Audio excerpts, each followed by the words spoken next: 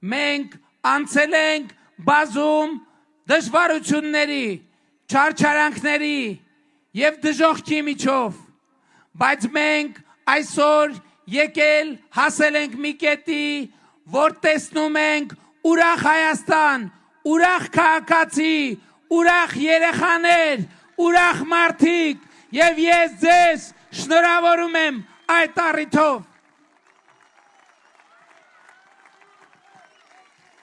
Այդ ուրախությունը ունի կոնկրետ պատճառներ։ Այդ պատճառներից մեկը այն է, որ ժողովուրդը տեսնում է, որ մենք 2018-ին մեր տված խոստումը թալանվածը հատիկ առ հատիկ վերադարձնելու հետևողականորեն իրականացնում ենք։ 2018 թվականի հեղափոխությունից հետո հարկային մասով